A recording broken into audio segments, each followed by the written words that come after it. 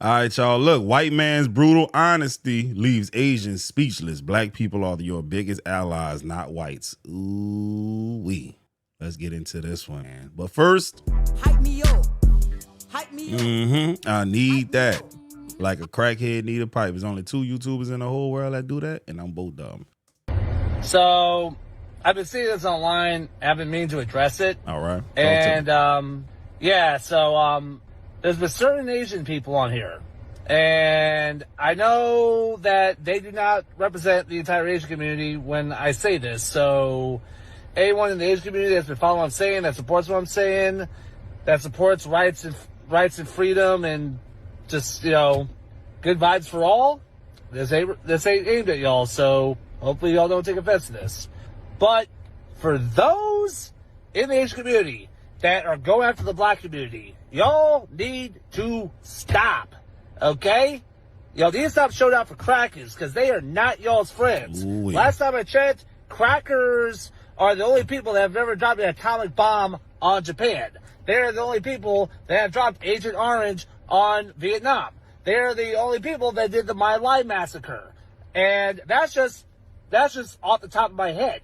So, white people are not y'all's friends. They have never been. Crackers have never been y'all's friends. But the black community has had y'all's backs. Like, any rights y'all have is because of the rights that black America fought for.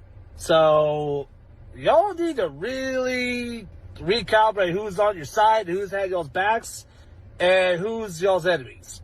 Because white people are not y'all's friends. They never have been.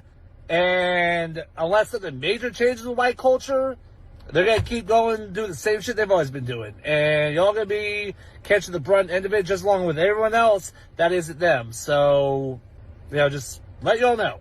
Hey, bro, and another thing he didn't mention is this. A lot of white folks love Asian people because out of all groups of people, y'all probably are the most likely to not tell them anything, to not go against the grain, to not speak back. Ain't too many black folks gonna sit up there and listen to a white man talk crazy about them before they check his ass, bro. I'm telling you, man, I have seen black folks sit up there and be the butt of the joke and laugh it off, I'm black and I didn't get offended. Yeah, we know, weak link. Weak ass bitch. We can smell that shit on you, weak ass. But I've seen it a lot of times with Asian people as well, bro. You make jokes about other Asians and they sit up there and laugh at it. Like, yeah, these are my buds right here, man. But they making fun of your whole group of people. But, that's neither here nor there. And you won't say nothing about it.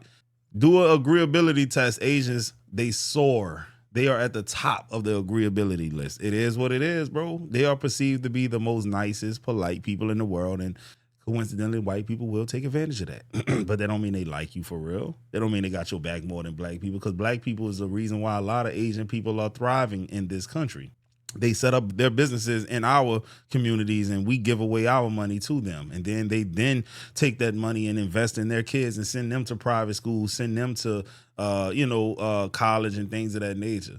A lot of times you just do the inventory and it leads back to African Americans, bro. It is what it is. I ain't saying all of y'all, but a great deal of y'all. You go to any black neighborhood in the country, you're going to find a lot of Asian businesses, a lot of them, more so than finding Asians in the white community. Now, I've come across a video of a white man calling out Asians, telling them the ugly truth.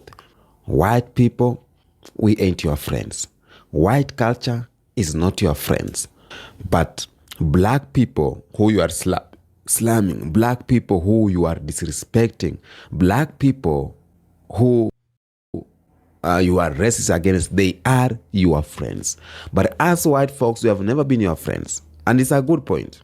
I loved it because, listen to this. That is it. It is reality. It is the truth. White people have never been friends to minority groups. The white system, the white culture has never been friends to Asian people. But black people have been friends. Black people are friends to them. When black people fought during civil rights movement, they were fighting for everyone. They were fighting for Asians. They were fighting for themselves. They were fighting for Latinos. Basically, black people have never had issues with Asians, but Asians are having issues with black people every time. Asians are anti-blackness. Asians are racist towards black people. Asians, they are befriending white people. They want to be close to whiteness, forgetting that it's only black people who are their friends. I want you to watch some clips here talking about this, and some Asians too calling out their Asian community. Someone asking black people for forgiveness. Let's watch these clips and then I'm coming back with more commentary. Day the Latino, African American, Asian, and other communities realize that they share the same oppressor is the day we start winning. But the problem is our communities are divided. For Asian Americans and for African Americans, we probably have one of the worst relationships between any community. Well, I bet you a lot of Asian Americans too don't, in my experience, don't even realize that if it wasn't for the civil rights movement, there would not be 22 million Asian Americans in this country. Thank you. What I have been trying to teach the Asian community is like, friends, do you understand that your success, your prosperity, your civil rights is this? Why do they think they're white? Okay, I wish I could stitch that video, but basically that person is asking, this person wants to know why so many Korean Americans try so hard to be white. Or in other words, why do so many Korean Americans try so desperately hard to be accepted by white people, and why do we think that we will benefit from white supremacy? And the answer is U.S. imperialism. It's always U.S. imperialism. Particularly migration pathways that were carved out by military occupation. So let me explain. When I was really young, my mom used to always tell me, oh, if you go to Korea, if you live in Korea, people there are gonna hate you. And I remember that confusing me so much as a kid, because why? Why would they hate me without knowing me? And so I tried to, press her for an answer, and she would just say, oh, it's for no reason. They're just jealous that you get to live in the U.S. Flash forward, when I'm in school or college and I'm taking Asian American studies courses, classes in critical race studies, and I'm like, oh, I get it now. A lot of us already know the U.S. is not this benevolent country that takes care of its citizens, let alone immigrants, indigenous people, even its own veterans. And abroad, the U.S. terrorizes the global South through military occupation and other means, which includes Korea. You don't ever hear about or see people in Korea, Korean people in Korea, protesting U.S. occupation, but it's there. And there's still this dream or hope of both Koreas one day reuniting or being reunified. Very generally speaking, more recent Korean immigration into the U.S., or maybe I should say from the 1970s onwards, these are people who have the means to. They have the money, the capital, the resources, the social connections, and maybe even more importantly, they want to. They want to come and live here. So are the people who resent the U.S. for imposing themselves into the homeland, dividing the nation into two, and in the process separating families forever, are they going to want to uproot their lives to live in the country responsible for that pain and suffering and ultimately this loss of self-determination? Or are the people who sympathize with the U.S. and view the country as this welcoming, benevolent nation, as the saviors almost for coming into the war, are they going to be the ones to want to move and live here? The people that immigrated are probably people who sympathized with U.S. involvement in the war and who also subscribed to the idea of the American dream. And generally speaking, tended to be of the ruling class. And they get here, they either become disillusioned by it, the American dream, and start to question the ideas they've been told, or they hang on to it even tighter and blame other groups of people, other groups of marginalized people, for not being able to self-actualize this dream. This is just coming from my experience, observations, things that I've learned as a Korean American who has family members on both ends of the political spectrum. And again, I'm simplifying things a lot, but I also think that this general idea or explanation could also be applied to other East Asian and Southeast Asian communities. And if this topic interests you at all in the slightest, I highly, highly, highly recommend reading Haunting the Korean Diaspora by Grace Cho. It's a small book, but kind of heavy because it gets into some really dark stuff. But yeah, that's my answer. Hey, bro, the crazy thing is this, though, man. It don't take them long at all to come over here and start shitting on black folks sometimes, though. It's like, damn, how did you get to the point where, like, all right, you fresh over here now. You ain't been here for 2 weeks, but I don't want to be like them blacks. Because they propagandizing them over there too. And then they get here and they believe everything they seen in Hollywood and on TV. And they like, nah, we got to stay away from them blacks, man. If we want to be successful, bro, we got to stay away from them blacks. Even though the people you're trying to assimilate with are the reasons, or a very huge component, a big part of why black people are in the condition that we are in, which is crazy because not all of us are doing bad in this country, but we could be doing a lot better if people just stop fucking with us. It is what it is, because you got a lot of middle class black folks, man. They had to bust their ass to get there, though. It wasn't nothing handed to them easily. That's for damn sure. Wasn't no handouts, no favors, no none of that.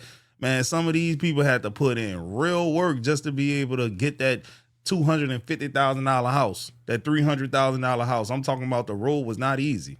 I knew dishwashers that was white that got a house before I did, and I made more money than them. But they had different things going. They had family members that could pitch in and put down for the down payment and things of that nature. I've seen this with my own eyes, bro. I'm like, damn, boy, you make less than me. You already a homeowner, bro.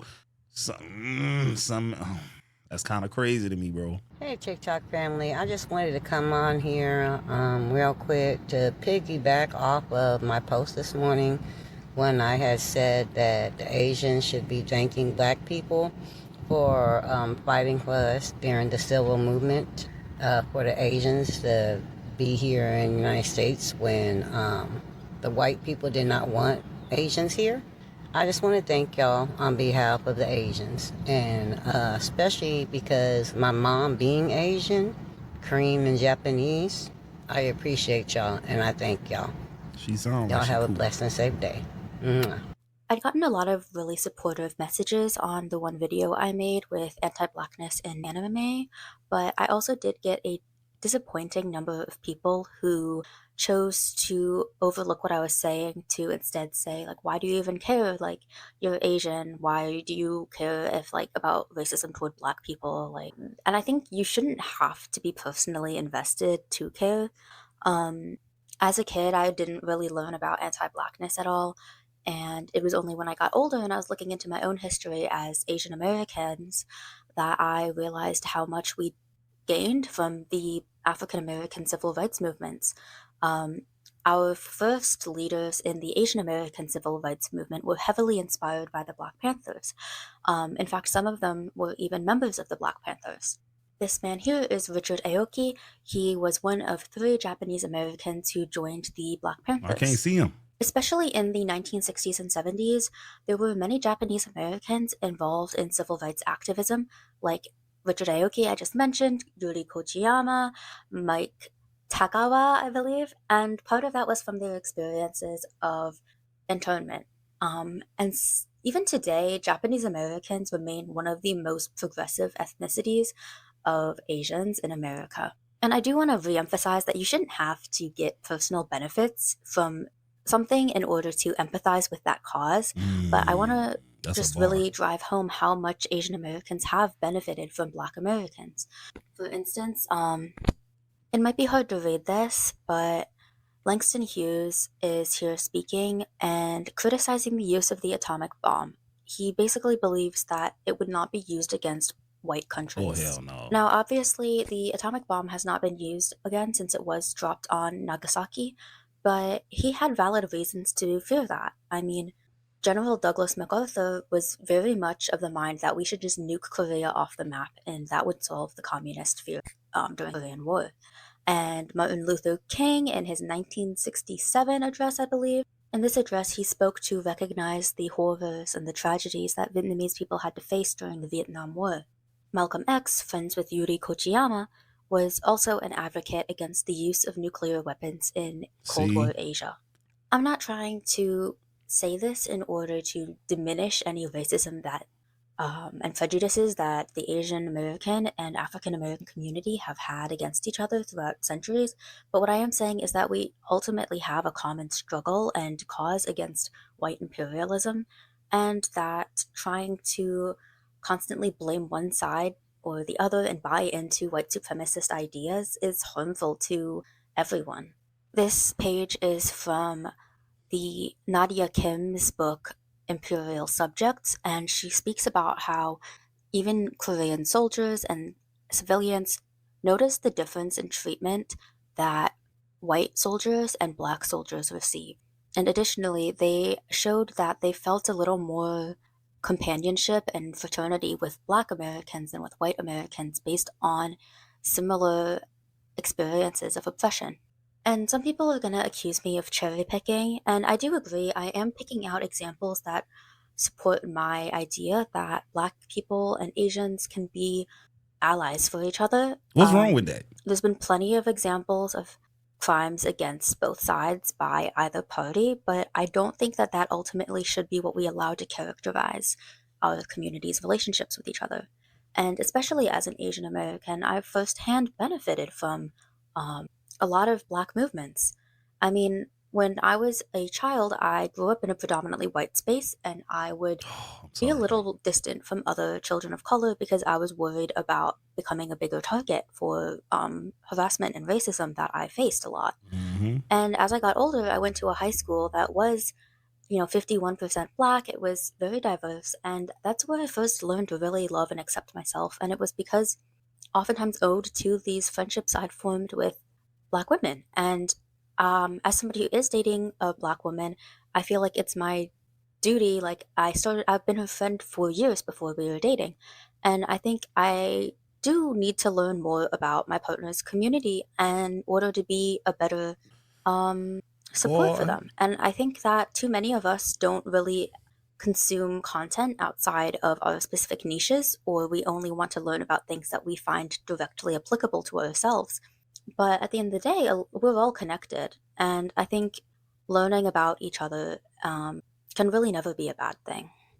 Hold on. Because I am only human, there are some subjects that She I was finished. generally won't make videos about just because I've received a lot of hateful comments in the past From for who? trying to bring that to light. But I do want to still try to encourage education and discourse. So I think in the next video, I'm going to make about why there's a lot of Asian-owned businesses in Black neighborhoods and other histories that I think are applicable to our daily lives. But I do apologize if I don't address something that people might want me to, just because in the past I have had to private videos because it was taking a toll on my mental health. Wow. Welcome back. This is a beautiful woman right here.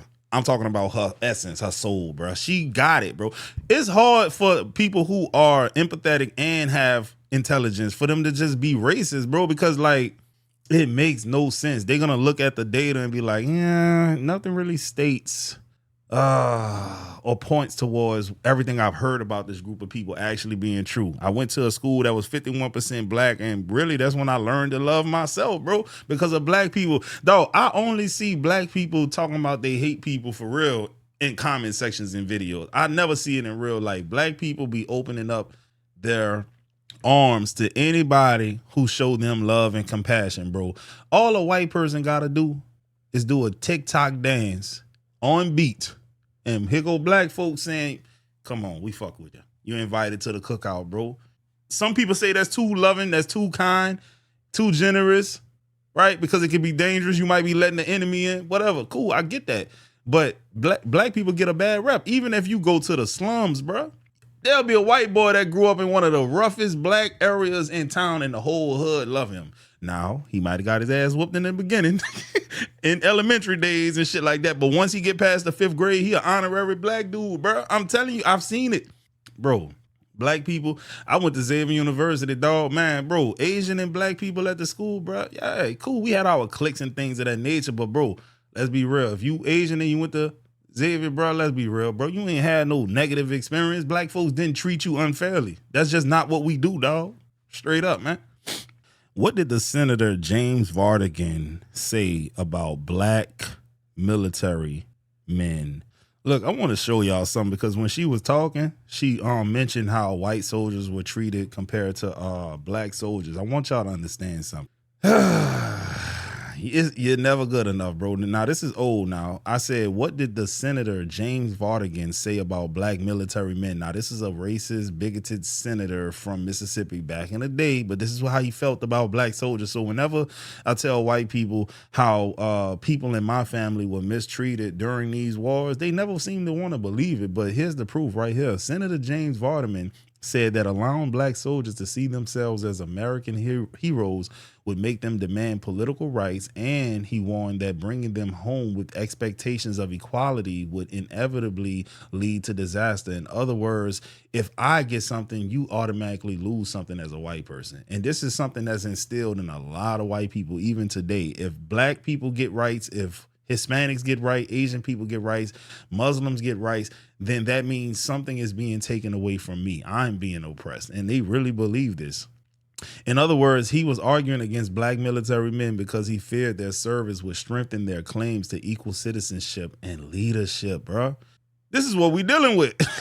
You get what I'm saying, dog? It is crazy.